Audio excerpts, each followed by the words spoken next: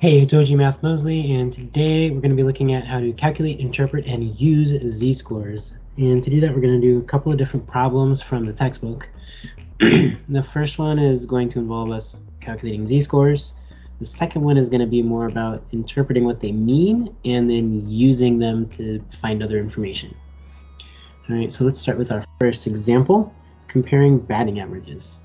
3 landmarks of baseball achievement are Ty Cobb's batting average of 0.420 in 1911, Ted Williams' 406 in 1941, and George Brett's 390 in 1980. These batting averages cannot be compared directly because the distribution of Major League batting averages has changed over the years. The distributions are quite symmetric, except for outliers such as Cobb, Williams, and Brett. While the mean batting average has been held roughly constant by rule changes in the balance between hitting and pitching, the standard deviation has dropped over time. Here are the facts. So in the 1910s, mean was 266, standard deviation was 0.0371. Then 1940s, 267, 0.0326. 70s, 261. And 0.0317, really similar. So we need to find the standardized scores for Cobb, Williams, and Brett, and then use those to decide who was the best hitter. Remember, the formula for calculating a z-score is over here. We have z equals x minus mu divided by sigma, where x is the actual value, mu is the mean, sigma is the standard deviation.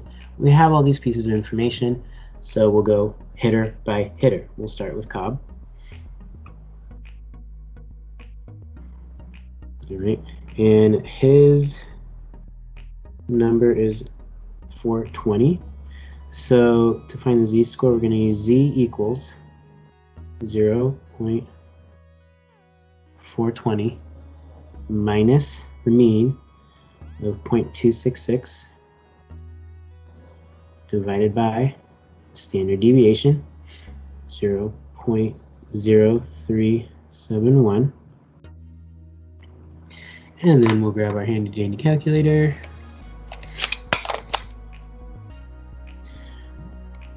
Alright, so we've got 420 minus 0.266 37.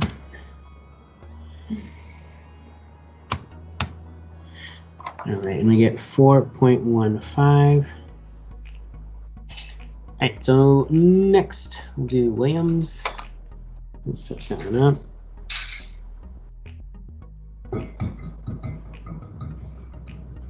His z-score will be his average of 0.406 minus the mean of 0.267 divided by the standard deviation of 0.0326. And again, grab calculator.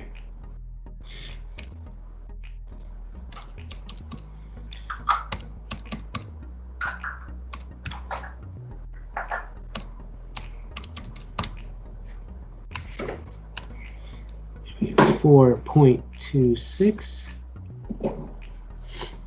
And lastly, we'll check out Brett.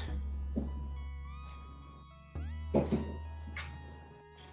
will be a z-score equal to 0.390 minus 0.261, all divided by 0.0317. And again, we'll use the calculator.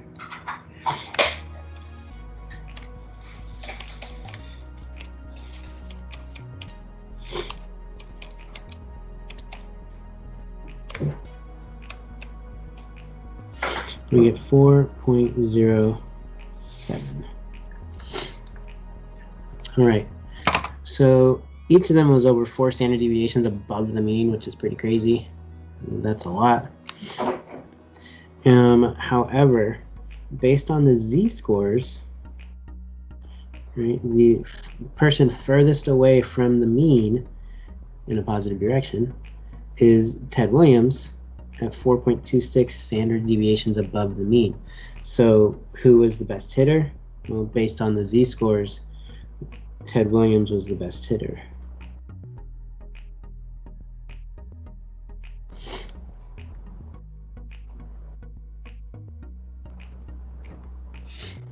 Right, and that's based on a single metric, right, with our z-scores.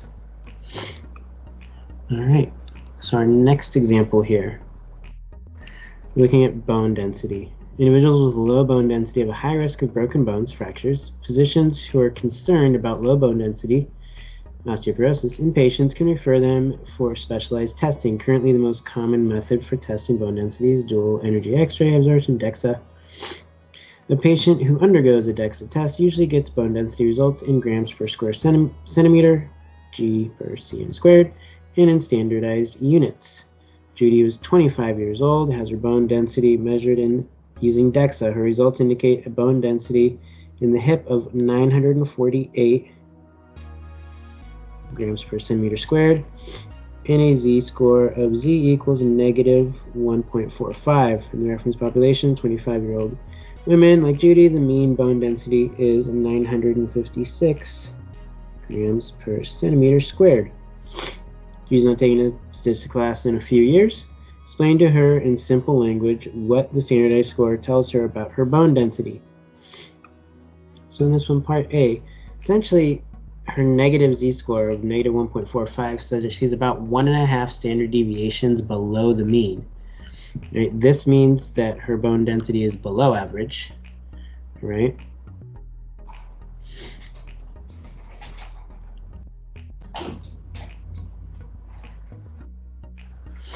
And that she's, about 1.5 standard deviations below.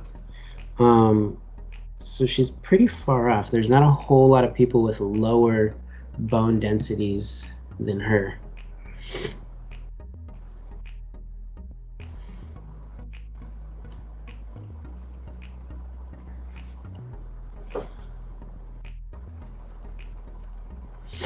All right, so that's kind of just a colloquial way to say this.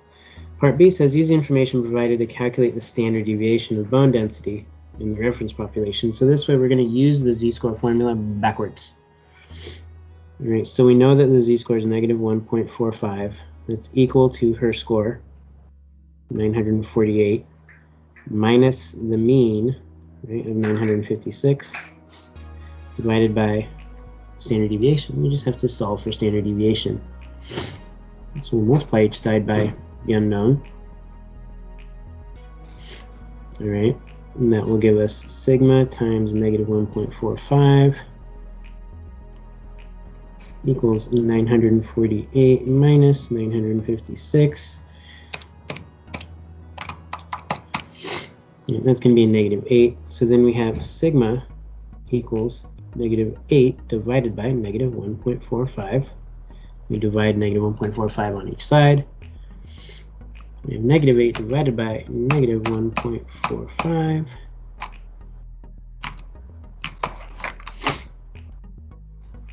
And we get a standard deviation of 5.52 approximately. And again, that gets the units, grams per centimeter squared. All right, so then our standard deviation is equal to 5.52 grams per centimeter squared. And we're done. And if you have any questions, please make sure you let me know. Otherwise, we will see you next time.